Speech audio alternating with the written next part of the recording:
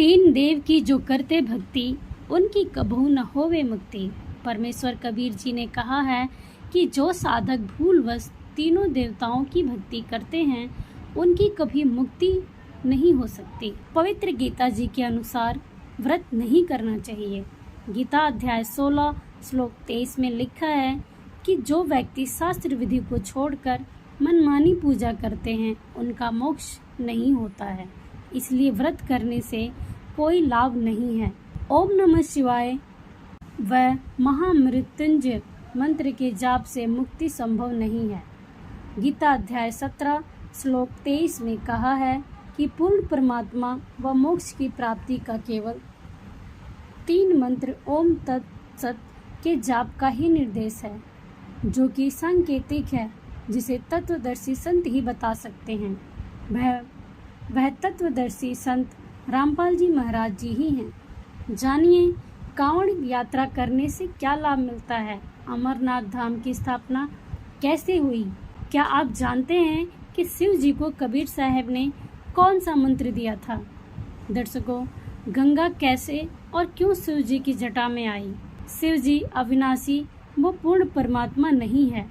कबीर परमात्मा ही अविनाशी है, जो सतलोक के मालिक हैं। आखिर शिव जी तमोगुण क्यों कहलाते हैं? आखिर क्यों मांगा था भस्मागिरी ने शिव जी से भस्म कंडा? दर्शकों, ओम नमः शिवाय पंचाक्षरी मंत्र नहीं है। शिव पुराण में लिखा है कि ओम नमः शिवाय से मुक्ति संभव नहीं है। शिव जी से लाभ पाने का मंत्र और विधि केवल तत्वदर्शी संत ही बता सकते हैं।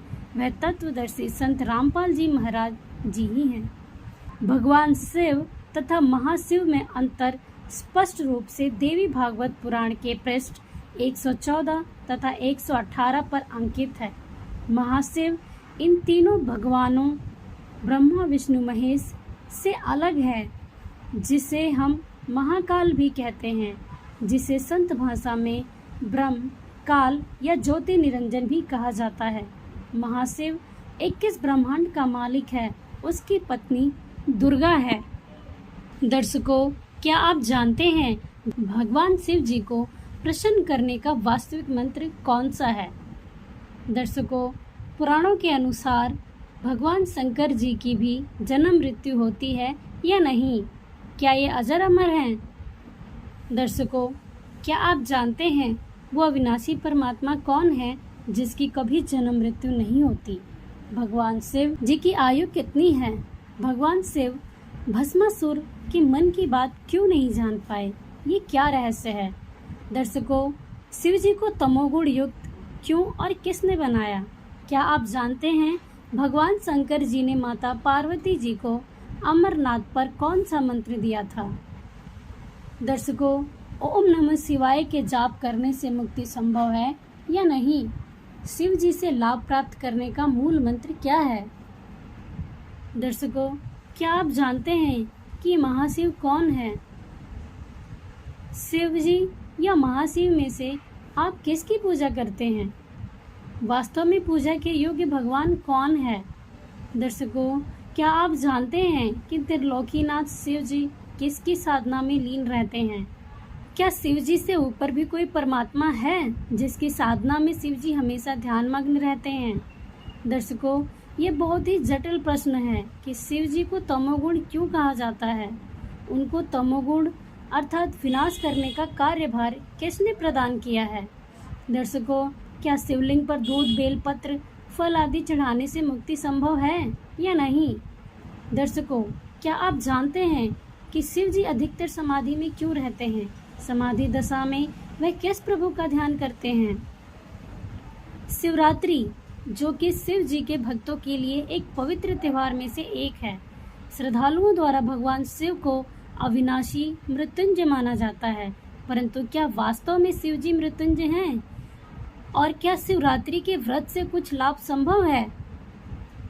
दर्शकों, क्या आप जानते हैं शिवलिंग की स्थापना व पूजा कब से और क्यों हुई है?